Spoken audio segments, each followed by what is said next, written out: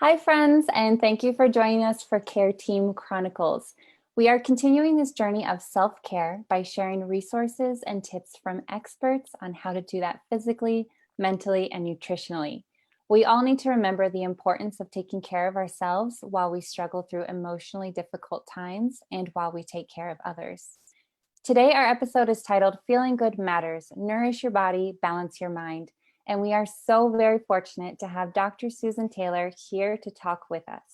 She is the author of Feeling Good Matters, the Yoga of Mind, Medicine, and Healing. Dr. Taylor, thank you so much for joining us today. We are so lucky to have you with us to speak with our community. Well, thank you for inviting me. I can't wait to get to know the community and have some fun. Well, great. Thank you. You have just this great deal of experience in the science and in the practices that you teach. They're just so beautiful. They're all about sustainable solutions to truly heal, nourish, and transform your life. I love this wording. How did you come up with this? Well, interesting. When you had called me and we had that chat on the phone, I got very excited because you like that heal, nourish, and transform. And the core of the work that I've done is really how to heal ourselves because right now, with the pandemic and all that's going on, we really have to come back into balance. What does it mean to heal? Well, when we talk about that, it means to get back into balance, to make whole. And we're all, divvied up into little sound bites of things. There's nothing that's really whole. And when we get diseased, we we allow pathogens to come in, for example, if we're talking on a, let's talk on a physical level. So to heal, we have to nourish. We also have to nourish ourselves. How do we come back into balance? Nourishment is the key. Just because we have all the foods available doesn't mean we know how to nourish ourselves. So heal, nourish, and then once we heal and nourish, we transform our life how we know it now. And that's really what life is about. It's really about healing, coming back to our center of who we are, nourishing that center, and then transforming our lives, stepping into a new place of being. And that's the whole premise of the work that I do. That's unbelievable. And it's great because it's not just enough. You can have all the tools in your toolbox and just not know how to use them, I guess you could say.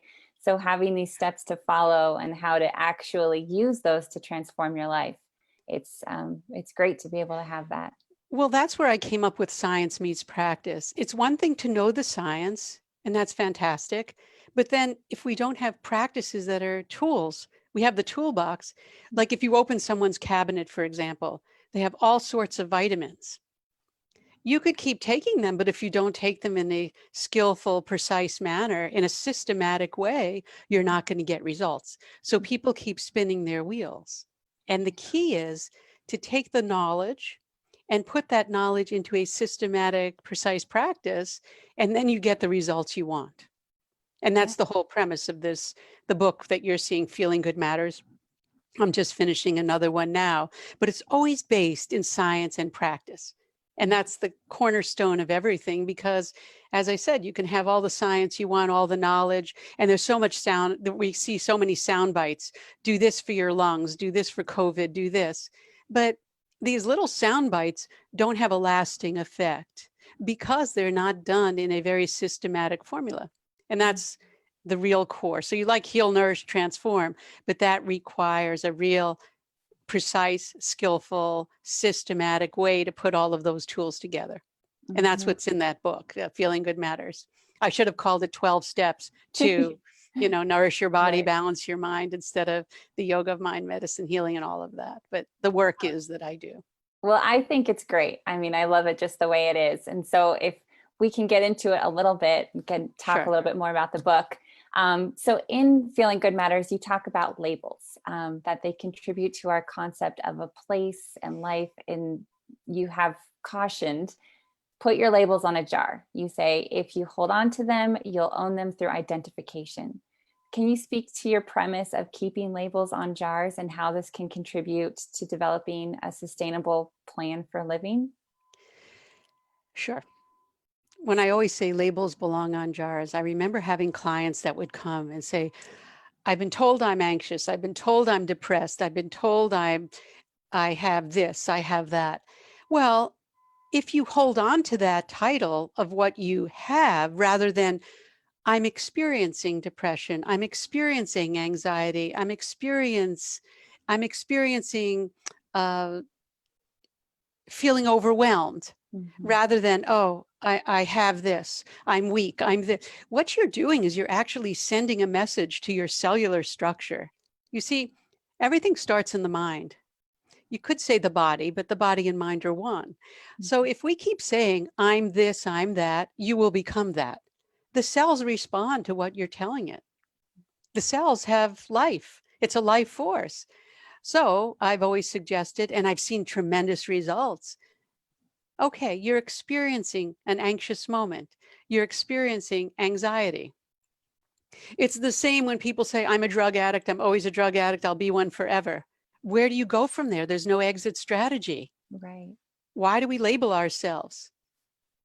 Mhm. Labels belong on jars, not on who we are, because those labels will become the reality. That doesn't Mhm. mean if you have a disease state, you don't address the disease, but don't own that disease. That's the Mhm. difference. If you want to see change, if you want to heal yourself, you must step beyond the label. Yeah, that's great. That's See beautiful. yourself healthy. Yes. And a lot of people I think really struggle with that, seeing themselves healthy Sure. when they are stuck in that labeling act that. Well, it's easiest. Everybody wants to be labeled. Mhm. I like this, I dislike that. Like and dislike are diseases of the mind. They Mhm. really are. It's like just be. Yeah. When you're really being, one moment you're this, one moment you're that. We all know that from children. We say, oh, little so and so is like this. Little so and so is like this. She's a quick learner. He's a slow learner, or he's quick, she's slow. Those labels have powerful impact on our life, our health. Let's just Mhm. look at health. They just do. So anyone that I've worked with, I said, let's get rid of the labels and work with the symptoms that you're having now and see where we can root up the cause. And I love that, root up the cause. Yes. And if you've ever had poison ivy in your garden, I remember the first time I saw it on the lawn, I'm going, where's this? And I started rooting it up. Again, I'm not telling people to do that. I had on plastic gloves, but the root of it was maybe 1,000 feet away. I mean, it was really far. Well, our issues that we have are that way too. So these labels that we put on ourselves are really, there's not really a reality to it. Mhm. Very important.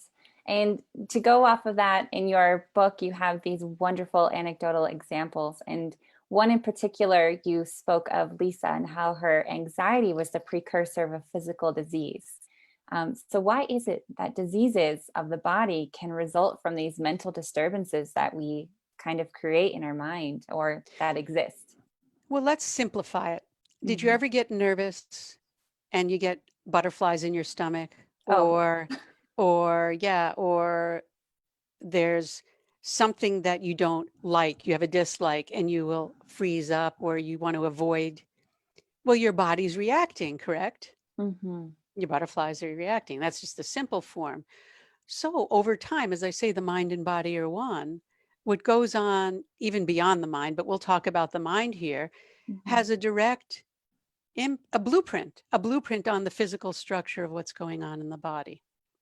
So science shows that excessive stress, for example, remember, stress is a perceived threat. hmm, And the more you're stable within yourself, the less perceived threats you have. right. So that perceived threat, we get that fear. That fear sets a cascade of responses, neurochemicals through the body. We could understand that. And those neurochemicals will create disease. But I have found over time, if you learn, and people speak about open your heart, have compassion. Well, that's great, but you have to be able to work with your core energy. You can't just, the mind can't analyze itself. I'm Mhm. not going to be anxious. I'm not going to be anxious. I'm not going to be anxious. The mind doesn't know the difference between what you're not going to be and what you are. So remain calm. I always say on all the podcasts, people Yes. like that. Until next time, remain calm, Yes. consciously aware, living in the moment. Because we want to really learn and learn how not to be so responsive to our thought patterns that they create these neurochemical cascade responses. Everyone Mm-hmm. knows that stress creates disease. Yeah. And a biochemical level that happens. All of us know it. And the way we counteract that in our programming, and one of the basic exercises that I train people right from the beginning, Mm-hmm. learning how to breathe. Mm-hmm. Learning how to breathe, because the breath is one of the functions within the body that will actually give you conscious control over your health. And people like, look at me, wow. But I train a lot of healthcare providers. And then when they say it, they say, wow, why didn't I ever learn that in medical school? Mm. Well, because the ancient yogis knew this. I'm not making this up. You know, just a couple of weeks ago in the Wall Street Journal, there was an article on, a journalist comes out and speaks about breathing. This is Mm-hmm. ancient because it works on our whole nervous system. So unless you learn how to balance your breath and really learn how to breathe correctly, like you did when you were an infant, when Mm-hmm. you were before the age of 5, around that age, you breathe, your breathing was correct. It was using this diaphragm muscle that we have. And as we create the persona, the personality, our fears, our emotions, how we're supposed to behave and react, that changes. Normally, people usually go into their chest and breathe. Mm-hmm. And if we learn to regulate our breathing, first of all, anxiety starts to disappear. Now, that doesn't mean, if you notice when you get anxious, we talked about anxiety. That's why I'm bringing it up about Yeah. the audience writing in questions or wanting things on anxiety. Right. But if we become anxious, what's the first thing we do? Hold our breath. When you hold your breath, you send a signal through the brain, actually, there's a nerve called the wandering nerve, vagus nerve, that actually goes to all systems in the body and says, wait a minute, danger. And you create a disturbance in the body. And over time, it starts affecting the immune system. So why Mm-hmm. people are all locked in now with fear and what's going on. The first exercise I give you is turn off all TV advertisement, because it's so ingrained. Fear is the response that we all respond to. And the greatest fear is, of course, the fear of death. Mm-hmm. And that was the whole toilet paper issue and everything else that was going on. I mean, Right. these are nothing to even laugh about. People were fearful. Mm-hmm. So what do? They plug themselves back in. And the news knows this. And and it's false. A lot of things are false that we hear. Mm-hmm. So we have to learn to take back our balance. And we do that through our breath. And once we learn breath and we learn how to control our breath, the world becomes a joy to live in, Mm-hmm. because we're no longer dragged around in constantly in this fearful chest breathing mode. Yeah. And I it love even how, works with any disease. yeah. People have said to me, wow, I had a heart condition. No one told me that I should be changing my breathing. Mm-hmm. Of course, and it's easy to learn. It takes a while, but maybe a month. It took me a month, maybe everyone else a week. I'm a little slow, right? So a little slow at learning these things because of the habitual responses that we have. Mm-hmm. So I would say, if we really want to talk about the first way to begin the healing, nourishing, transforming, if you really think about it, is the breath. Mm-hmm. Once you heal the breath, you link, first of all, the breath links the body and mind together. Yeah. So when people talk about mind body medicine, many are just thinking, oh, they don't know what that link is. That link is the breath. And when you regulate that, you have total control over your nervous system, your parasympathetic, sympathetic branches. And it Yeah. sounds complex, but it really It isn't. is. It does. And it's comforting almost to know that there is a science behind it, not just, I feel stressed, so I think that I'm sick because I was stressed. But no, there's actual a science to that, and there's, a reason for that. And I also like how you say take back your balance, just, get yourself back to center. And it's possible Yeah, through something as simple as just breathing. And I know that you speak to remaining calm. You remaining calm in stressful situations. And I know for myself, it can take a lot of practice. And I know how sure. you spoke to, but it's important for a healthy mind as a place where we can have that continual awareness. And you speak to the science of that, that speaks to our cells. And you kind of touched on that, but could we touch on that a little bit more? Just how, if you're Sure. that state of continual awareness by remaining calm and how it. Sure. Let's talk about that because Yeah. it isn't that easy if Yeah. you don't have the whole structure in place. Remember, I started and I said a precise, skillful, systematic way. You Mm-hmm. can't go around saying, okay, I'm breathing, and you do it once in a while.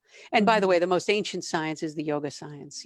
That's the science that I really want to represent. It's because the ancient yogis knew all of these things and they set forth a template for us to live in harmony. Mm-hmm. The anger that's out there now, we have to really look at that. Yeah. It's not, we think that it's uh, these tensions that are created it never appears to what it is. I don't want to get into a political discussion here, but what we can do is when remaining calm is not that easy in a world that's not calm. But Mm-hmm. if we want to remain calm, we have to start with ourselves. Everyone's expecting the outside to be balanced, no anger, no animosity. But Mm-hmm. how much animosity and anger and unsettledness do we have within ourselves? And until we work with it within ourselves, we'll never be able to project that on the outside. The world is just a projection Mm-hmm. of what's going on internally in all of us. It's not something that just happened with this COVID. It's not something that just happened out there. It's Mm-hmm. already inside. It's already inside. So how do we get started? We could learn the basic of diaphragmatic breathing. And there's a pose called what they call the crocodile pose, where you lie down. It's hard to start the practice if you're so used to chest breathing. So the key is if you lie face down, and there's plenty of good resources out there. People can look at the Himalayan Institute. I know that they have a lot of good videos on showing people how to breathe. We have them on our site also, and there's others.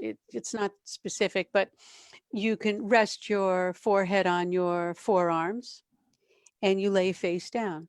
For those that are not compromised with, Mm-hmm. with any kind of lung disease or anything, and I could help anyone with that. But in general, Mm-hmm. if you're lying down and you're propping your chest up so that your actually chest becomes immobile, Mm-hmm. so you don't have to worry about doing it right or wrong. And you learn this. You're trained in yoga.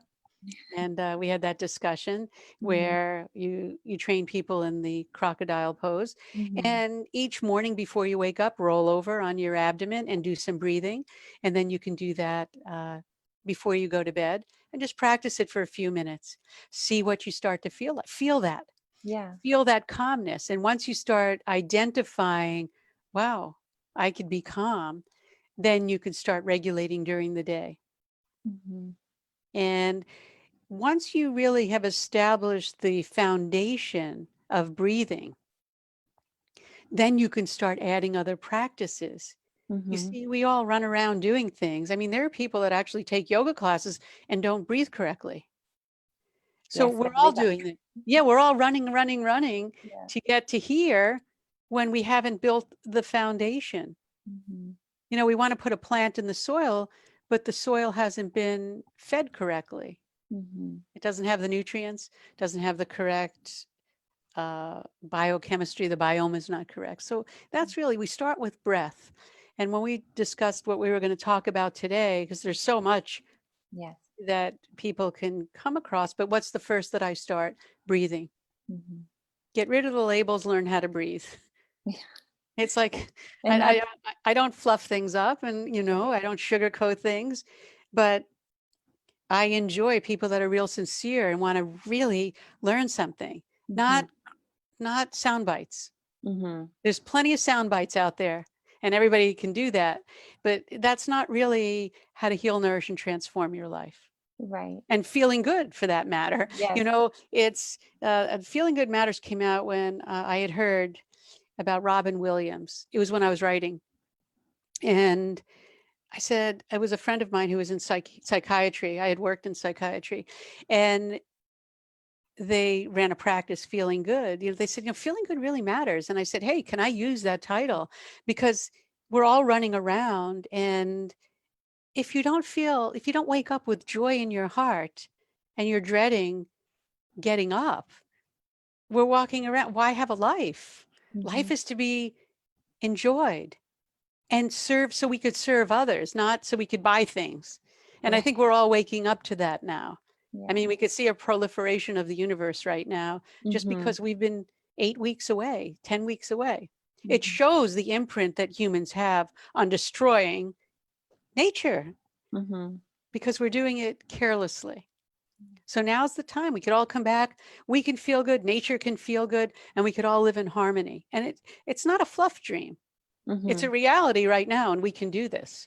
But we must do it together. We must do it as a whole. And that's why we came together, you and I. And I said, yes, I will come and I will do this to serve humanity. Yes. This is what we really want. We want to give back and let people step up to who they are, not Mm. be labeled as this or that, and they're going to be stuck Right. forever. We develop our exit strategy. Let's change from here and transform to here. Yes. And that can be so difficult. And we talked about how it can be such a change for most of us by being able to start with something as simple as breath, which, maybe it's not that simple, but at least it gives us a starting point. It gives It our is simple. We're community. given the Yeah. breath, right? Breath Right. goes on no matter, breath goes on throughout the day, no matter how, whether you pay attention to it or not. Your Hmm. metabolism creates the breath. However, if you have conscious control and you're aware, wow, I could change my breathing pattern instead of go through the habitual of just breathing from the chest. Hmm. Once you've looked at that and you start seeing the consequence, I went back just a week ago, 2 weeks ago, to just basic practices because I'm teaching classes. And I said, well, as the instructor of that, I must do what I'm telling everyone else to do. And Hmm. wow, what a difference just hooking back into my own basic Hmm. crocodile pose. Then I do some sandbag breathing, strengthening that. We could talk about that at another Hmm. time, and strengthening that muscle because the diaphragm is a muscle. And when that gets strong, your whole pelvis and back and neck and all those things get straightened out and life changes. You go, wow, I could actually feel good. I don't have to walk with pain. I could Hmm. actually breathe. Remember, breath takes us in and breath takes us out. Hmm. Yes. Why not And master it? Master your breath. It was always once said when I was young, master your breath, master your health.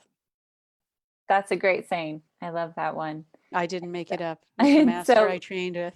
for our community to leave with then today, crocodile pose, would that be encouraged as a good starting point? Yes, and you don't even have to make time in your day. Do it when you right before you get out of bed and right before you are when you're in bed. Hmm. Just start that way. Even if you feel anxious, let's say you wake up in the middle of the night, roll over and just focus on your breathing, breathing in, breathing out, and just watch the rhythm with no jerks, no pauses.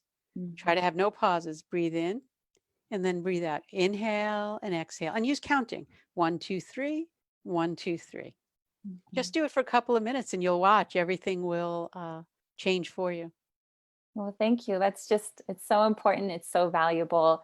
And having you today to speak with our community, it means so much to us, all of us at Realm of Caring, myself especially. It's my sincere pleasure to have you today. So thank you. And it's a pleasure being here. Thank you so much. Thank you. And if you at home would like to listen to more about this topic, please let us know. We would love to have Dr. Taylor back to speak with us on where science meets practice. So be sure to leave us a comment and let us know what you think. In the meantime, be well. Realm of Caring will be back here next week for another episode of Care Team Chronicles.